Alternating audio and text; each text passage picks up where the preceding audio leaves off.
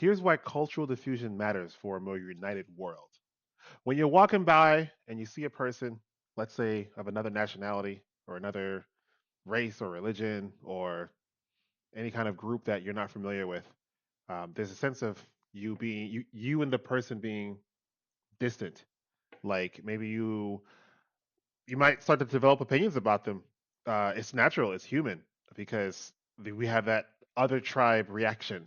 Like that's those guys over there, and I'm over here with my guys or my girls or my people. So in those situations, there is an automatic distance created mentally. It's something you really can't control. You can try, but your mind is what your mind is. Now, let's say that same person, you found out that they love the same song that you love, right? Now, all of a sudden, you have something in common that you wouldn't like that you can now feel like that person is a little bit less of a stranger. Let's say that they listen to the same genre of music that you love. Let's say they listen to let's say they had your exact playlist. So for some reason you found that out, right? And I would say in more practical terms, though, in more realistic terms, let's say the person that you have come across is of another nationality, though you listen to that nationality's music, and they listen to your nationality's music. So if for some reason you find that out, now you have something to talk about. Like, oh, what do you think of that song? What do you think of this song? Oh, cool. So my personal experience is that I grew up listening to AOL radio. So well that didn't happen until about like 2001 or so when AOL radio came out.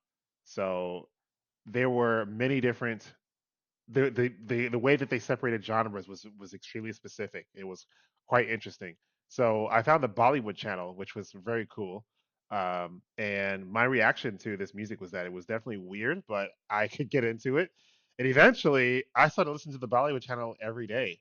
And so, what that did for me is, I remember eventually, like much later in life, I finally started playing on cruise ships for a living. I was a I was a guitar player on a cruise ship, and there were lots of other Indian workers on the cruise ship. So, um, yeah, they did not expect me to know a bunch of Bollywood songs, but they loved it.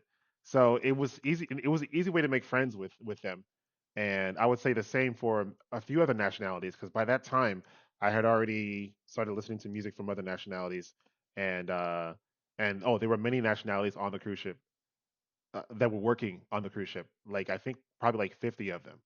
So I didn't really listen to music of all 50 nationalities. I definitely didn't go that far, not even close. Definitely not at the time. But I did do something interesting. I learned how to say hello in each of their languages. So when you work on a cruise ship, normally it's like like each nationality would eat together, separate from the other nationalities. For the most part, that's not always the case, but sometimes that happens. That said, just by learning how to say hello in the other person's language, um, I was invited to a table, many different tables to eat and with other nationalities. So it was a really cool way to make friends, and I learned a lot of very interesting stuff. They shared with me more music. They shared with me different kinds of food, and so, I mean, had I not done that, had I not took that extra step to sort of learn their culture and kind of engage with their culture, and also engage with their music and their language, then I might have I might have not had the amount of friends that I have, and I might not. I don't know. Like I think some people actually start to develop opinions about other tribes just automatically, and not all of them are positive.